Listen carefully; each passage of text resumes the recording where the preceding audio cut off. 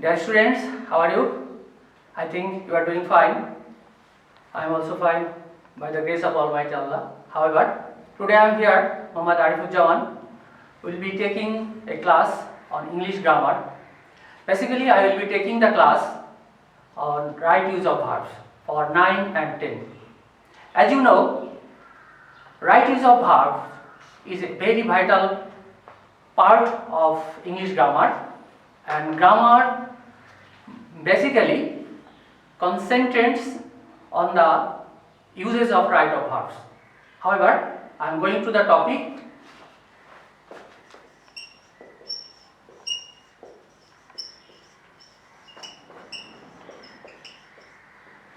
Right use of verbs. As you know, verbs are called the center of a sentence because using of a sentence correctly makes a sentence meaningful. If we do not make a sentence correctly used, we cannot make a sentence meaningful. If the sentence is, if the verb is used wrongly, the sentence goes wrong. So we must focus on how to make a sentence meaningful. I am talking about the right use of verbs. We know that we have two types of verbs that we use in sentences. One is finite use of verbs and second one is non-finite use of verbs. Today I will be concentrating on non-finite use of verbs because so far we have learned about the finite uses of verbs. Students mostly face problems with the uses of non-finite verbs. Let's go to the topic. We have three types of non-finite verbs. One is participle,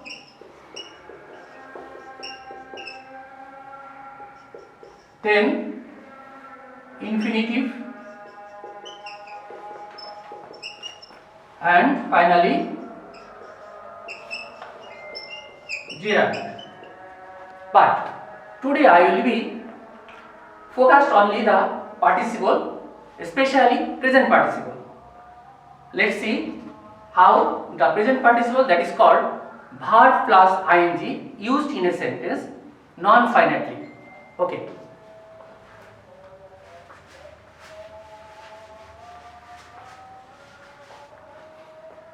We use non-finite verb present participle in 5 ways. In 5 ways we can use a verb non-finitely. First of all, when a verb is used as a subject of a sentence. I repeat, when a verb is used as a subject of a verb, it is non-finite verb. It takes ing with it and it becomes noun. For example,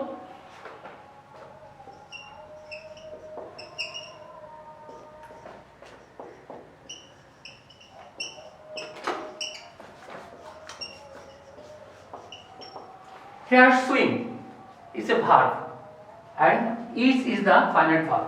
So if we write the sentence again in complete sense, we will have to write swimming is good for health. Another example,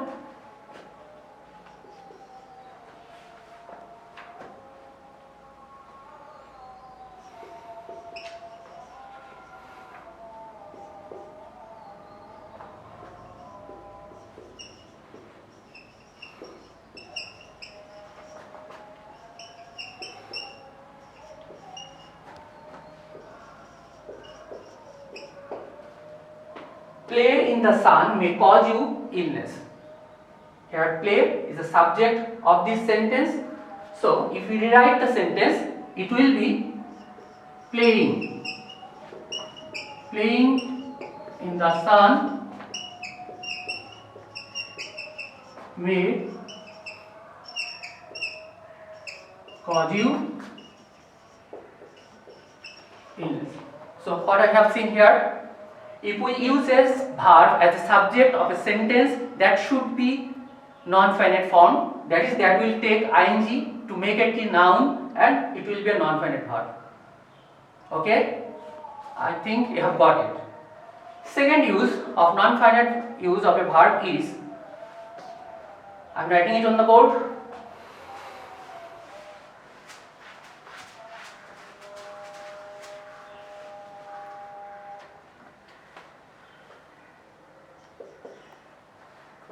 When we use is verb object of another verb, sometimes we use a verb as object of another verb, then the second verb, that is object verb, must be ing.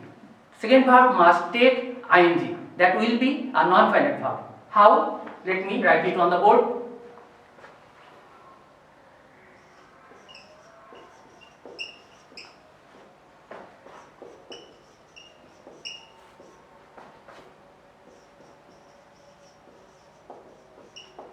Here, please look at the board. Here, loves is the principal verb, that is a finite verb, and tease is another verb. This is the principal verb and this is an object. This verb is the object of this verb. This teach verb is the object of this verb. So, when I will write this sentence in complete form, the sentence will be, she loves teaching English. She loves teaching English. This verb should take ing and that will be a non-finite verb, that is present participle. Okay. So I am writing the sentence. She loves teaching English. Okay. So this is the second rule. First one, I repeat, if the subject, if this verb is the subject of a sentence, that verb should be in ing form, that is, that will take ing and it will be a noun as a subject always. Second, if a verb becomes the object of another verb, that verb should add ing with it, like this, and this is a non-finite verb also. Its object, teaching is object of a non-finite verb, loves. This is the second rule of non-finite use of ing form. Now I am going to the third rule of using non-finite verb. When we use a verb after possessive form of a noun or pronoun. I repeat, when we use a verb after possessive form of a noun or pronoun, then this verb becomes non-finite. That means that verb takes an ing, that takes ing with it and becomes non-finite and present participle. I am giving an example. Look at the board.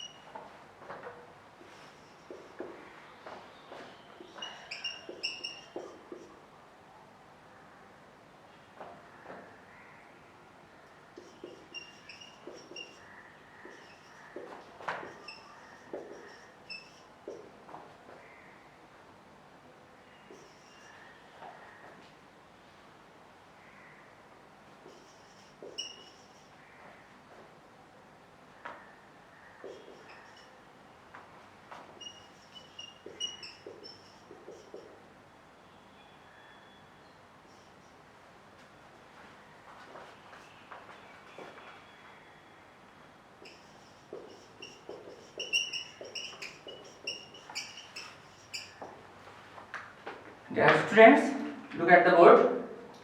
I have written here a sentence, because of his. His, it's a possessive form of a pronoun he. He is the nominative form and possessive form is his. There are so many pronouns that have possessive forms: his, their, our, your, her, hers. These are the possessive forms. if a verb comes after this possessive form, this verb should take ing form. That should be non-finite. How? I am writing this answer.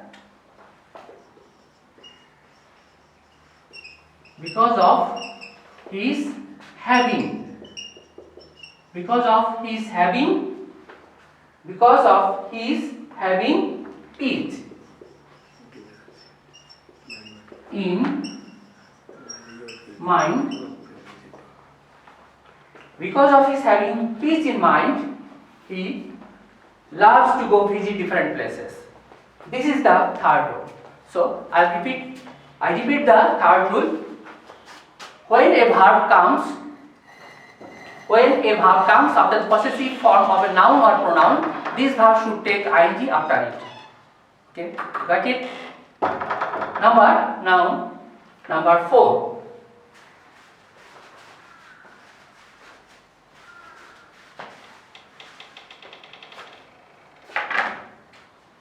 Number 4, this is very important, and sometimes we make mistake using this verb. When a verb becomes the object of a preposition, I repeat, when a verb becomes the object of a preposition, this verb must take ing with it, that it will be a non-finite verb. For example, I don't believe in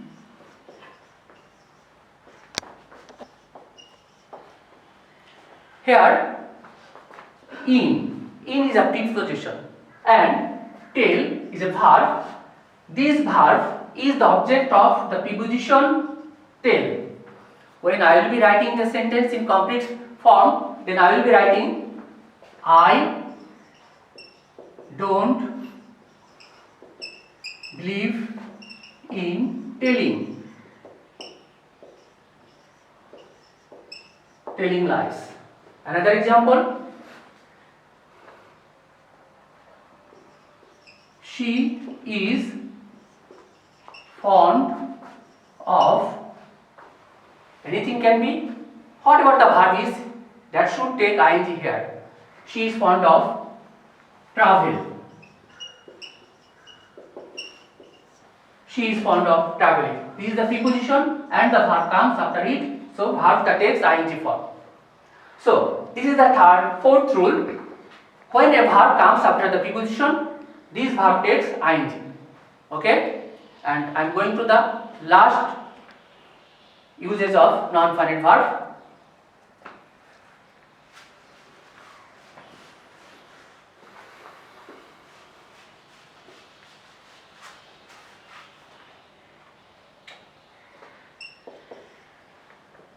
The last one is, sometimes we use a verb after the object, that is noun pronoun.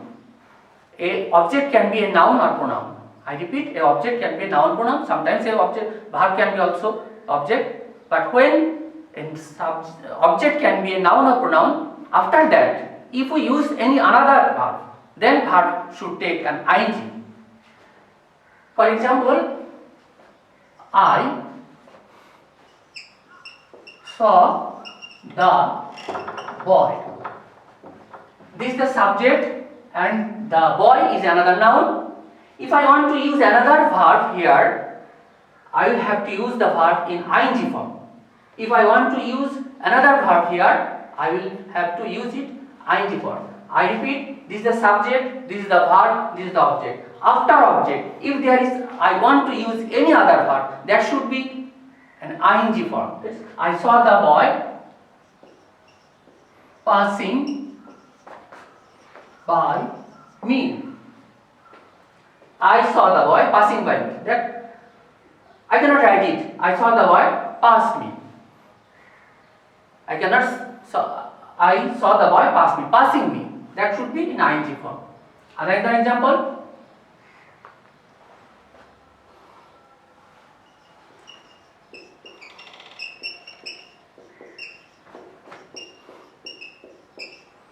She found the purse.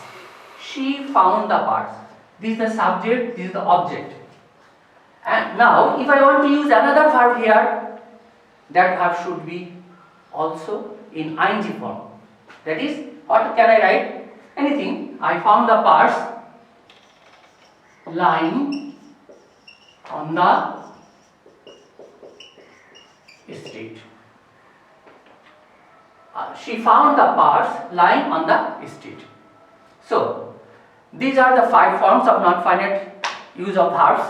I think all of you have got the idea of using non-finite verb, because when we write a sentence, we use 2 types of verbs in a sentence. One is finite verb and another is non-finite verb. Most of the time we use finite verb, and we know about its uses very well. From the early classes we use this type of verbs. But non-finite verb, in this case we face problems. So today I focused only the right use of verbs and non-finite use of verb. Non-finite use of right use of verbs. So my dear student, I think you have got the idea about the right use of verbs of non-finite use. Thank you very much for today. See you.